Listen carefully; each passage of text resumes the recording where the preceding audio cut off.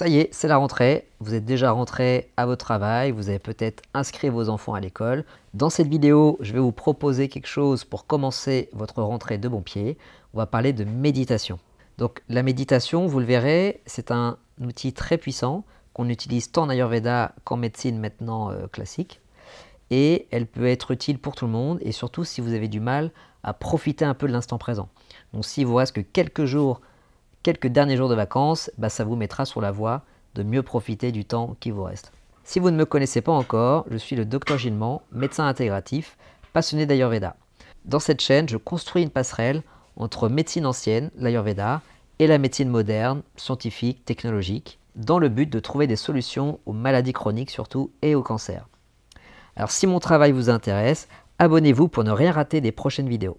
La méditation, c'est un outil très puissant qui est connu depuis des millénaires et qui a donc été beaucoup étudié en Ayurveda. En Ayurveda, c'est une médecine qui date de 5000 ans. Donc les rishis qui ont découvert et théorisé cette médecine-là ont parlé dès le début de méditation. La méditation peut être très utile, surtout dans les excès de Vata. Alors Vata, c'est un dosha. C'est un dosha qui est constitué d'air et d'espace, et donc ça rend compte de tout ce qui est mouvement, si bien dans un point de vue macroscopique, mouvement des nuages, mouvement des planètes, alternance des saisons, aussi bien que le mouvement de ces fluides corporels à l'intérieur de son corps. Cependant, dans la société qui est la nôtre, où le stress est omniprésent, il y a beaucoup trop de Vata, et la plupart des personnes ont des troubles d'origine Vata. Et parmi ces troubles-là, il y a les troubles de la concentration, l'anxiété, la dépression, et donc avoir une pratique méditative, c'est aussi pouvoir lutter contre le Vata en s'ancrant mieux. Alors, si vous trouvez ça bizarre, ne vous inquiétez pas, on va parler des études scientifiques. Donc déjà, la méditation a bien été étudiée et bien été documentée. Il y a énormément d'études là-dessus. On appelle ça méditation, mindfulness, EBSR, Evidence-Based Stress Meditation, enfin bref. La méditation ou la mindfulness a donc des effets physiques bénéfiques qui ont été décrits. Alors déjà, il y a une réduction du stress physiologique, parce qu'on parle de stress perçu quand on ne se sent pas bien, anxieux, mais aussi le stress physiologique. Par exemple, quand il y a une grosse augmentation de chaleur, quand il y a une contrainte importante, c'est un stress physiologique. Et donc, ça permet de diminuer le stress perçu, stress psychologique, et ça améliore la qualité du sommeil. Même chez des personnes qui ne sont pas malades ou des travailleurs. Il ne faut pas être malade pour faire de la méditation. Ça améliore le système immunitaire, ça j'y reviendrai. Ça peut réduire l'hypertension artérielle et les douleurs chroniques. Donc ça peut être super important. Ça a un effet aussi anti-inflammatoire. Donc ça associé à une réduction des marqueurs d'inflammation. Donc des marqueurs qu'on dose dans le sang. Ça améliore aussi la gestion de la douleur. On s'y attend aussi des effets psychiques et cognitifs. On voit ici diminution de l'anxiété et des symptômes dépressifs. Donc quand je vous disais que ça modère Vata, on parle un petit peu de ça, la modulation de l'anxiété, et ça peut un peu tamponner les états dépressifs. Ça améliore le bien-être mental et émotionnel, donc tout ça c'est sur base d'études, et les capacités cognitives, là ça devient intéressant. Donc ça améliore l'attention soutenue. Donc si vous vous sentez un peu comme une poule sans tête, que vous avez du mal à finir une tâche, qu'il y en a 36 qui viennent dans votre tête et que vous vous lancez dans 3 tâches en même temps, c'est ça que la méditation peut vous apporter. C'est vous permettre de mieux vous focus, mieux vous concentrer sur une tâche ou sur quelque chose, ou sur quelqu'un, ou même sur un moment. Parce que par exemple, si vous êtes avec votre fils, que vous venez de le chercher à la crèche par exemple, et que vous avez votre tête ailleurs, ce chouette moment que vous passez avec lui, vous êtes dans la rue, ramassez des petites feuilles, il y a la dernière chaleur du mois d'août, et finalement il passe à la trappe parce que vous pensez à autre chose, à l'idée des courses, qu'est-ce que je vais faire ce soir, ceci, cela. Et donc la méditation vous apporte vraiment cet aspect d'ancrage et de profiter du moment présent. On parle d'instant présent. Voilà, ça augmente la mémoire de travail. La mémoire de travail, c'est où est-ce que j'ai mis mon verre il y a 5 minutes, j'avais mes clés il y a 2 minutes, où est-ce qu'elle est? C'est la mémoire à court terme. Ça augmente la flexibilité cognitive. La méditation a aussi des effets neurobiologiques. Donc on voit vraiment qu'il y a un effet au niveau du cerveau. Pour la faire courte, ça désactive certains circuits cérébraux liés à l'anxiété. Donc quand vous êtes anxieux, il y a des espèces d'autoroutes qui se mettent en place dans votre tête. Et c'est un petit peu ça le traitement que font certains psychologues, c'est de désinvestir cette autoroute pour ne plus stresser, pour ne plus angoisser sur certains stimuli. Et ça réduit l'activité de l'amygdale. L'amygdale, donc c'est pas celle qu'on a dans la gorge, c'est celle qu'on a dans le cerveau, qui est impliqué vraiment dans la gestion du stress. La méditation a aussi un effet sur le vieillissement et la durée de vie. Alors si vous voulez vivre vieux et en bonne santé, la méditation peut aussi être active sur vous.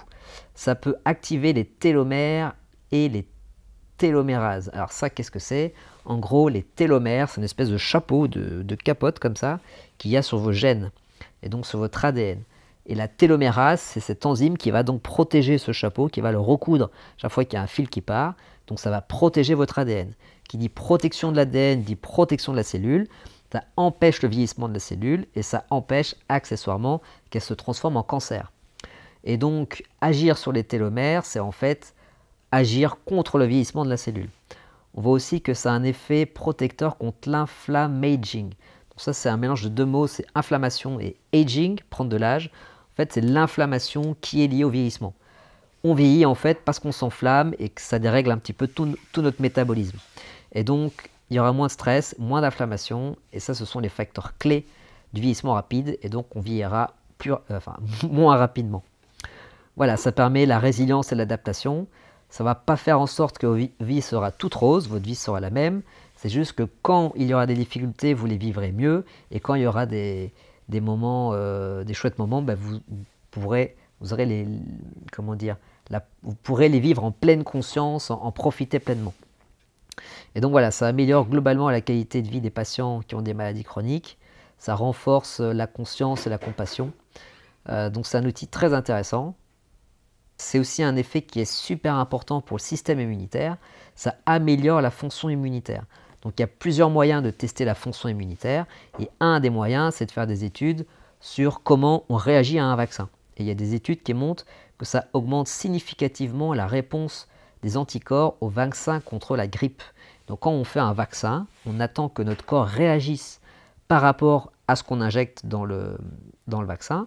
Donc par exemple des bouts du virus de la grippe, pour que lorsque le virus de la grippe vient à nous, on est déjà briefé, entre guillemets, et on lutte plus facilement contre ce virus. Et donc ça augmente la réponse des anticorps, et donc ça augmente la protection que procurent ces vaccins. Mais ça ne s'arrête pas là. Ça peut aussi réduire certains facteurs inflammatoires. Donc les facteurs pro-inflammatoires vont déséquilibrer le système immunitaire.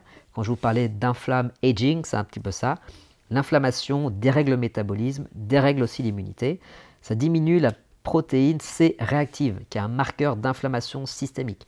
Vous avez probablement déjà fait tester ça chez votre médecin généraliste.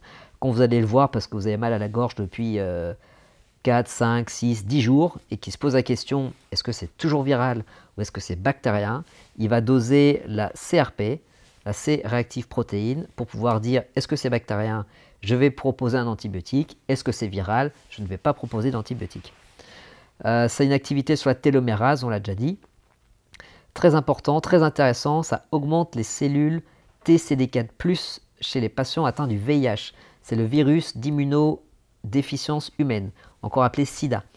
Donc dans le sida, en fait, c'est un virus qui va s'attaquer directement aux cellules immunitaires et qui va faire mourir un certain type de cellules immunitaires. C'est les fameux lymphocytes TCD4. Eh bien, ça maintient, voire augmente le taux de cellules CD4 chez les patients. Donc ça endigue la protection de la maladie.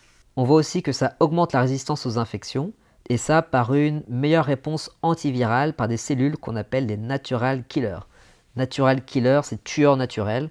Alors, les scientifiques n'ont pas toujours énormément d'imagination. Là, ça c'est stylé, hein, ça fait un peu de James Bond. Ce sont une des premières barrières de notre organisme pour faire face à n'importe quel virus, contre n'importe quelle bactérie ou n'importe quelle cellule cancéreuse. Alors concrètement, comment aujourd'hui se mettre à méditer? Alors vous avez plein d'applications comme Petit Bambou, Présence, ce genre de choses. Personnellement, j'aime pas trop parce que les durées sont toujours très différentes et il y a certaines voix que j'aime pas. En fait, il y a des trucs comme ça, il y a des voix que je supporte pas. Et donc, il y en a quelques-unes que je vous ai sélectionnées, que je trouve assez intéressantes. Elles font 10 minutes maximales. On va les écouter ensemble.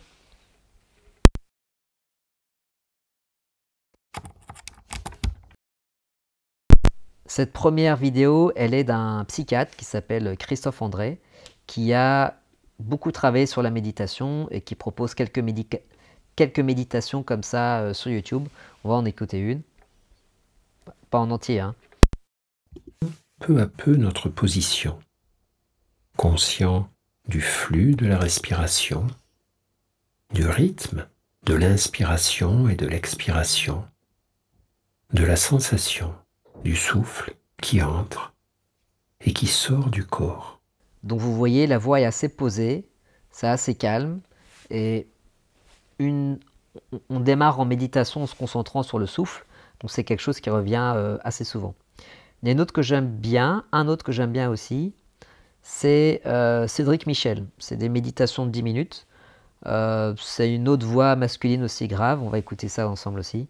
Donc, prenez votre temps pour trouver une position confortable, agréable. Puis, tout doucement, fermez vos yeux si ce n'est pas déjà fait. Dans quelques instants, vous allez vivre un état de relaxation et de concentration profonde. Donc vous voyez le type assez posé, moi j'aime bien un peu sa vibes. Je vous en propose une dernière, ça c'est une femme, donc c'est une voix féminine et elle est un peu plus axée, on va dire loi de l'attraction, pensée créatrice, ce genre de choses. J'aime bien faire celle-là le matin quand j'ai l'occasion de méditer le matin. J'aime bien le style, on va écouter un petit peu ensemble. Pour cela, nous inspirerons par le nez sur une durée de 5 secondes et nous soufflerons par la bouche sur une durée de 5 secondes. Le tout pendant 3 minutes. Ça va être très simple car je vais vous guider. Si vous voulez en savoir plus sur l'Ayurveda, cliquez sur le lien en description. Je donne un webinaire gratuit ce jeudi 11 septembre à 20 h. Inscrivez-vous via le formulaire d'inscription en bas et je vous enverrai toutes les informations et comme ça vous pourrez participer à ce webinaire. On va parler de booster son énergie pour la rentrée. Si le thème du système immunitaire vous intéresse et que vous êtes thérapeute et que vous souhaitez en savoir plus, je donne un webinaire gratuit ce jeudi 25 septembre à 20 h sur l'immunité et l'Ayurveda. Inscrivez-vous sur le formulaire qui est aussi en description. Voilà, j'espère que cette vidéo vous a plu et que vous pourrez commencer votre rentrée dans une bonne énergie, avec des bonnes résolutions. Ça vaut assez le coup, je vous avoue, de faire ce genre d'exercice parce que très vite on voit les effets, que ce soit dans sa vie personnelle, professionnelle, c'est assez chouette. Donc voilà, bonne méditation à vous et n'oubliez pas de vous abonner. À la prochaine!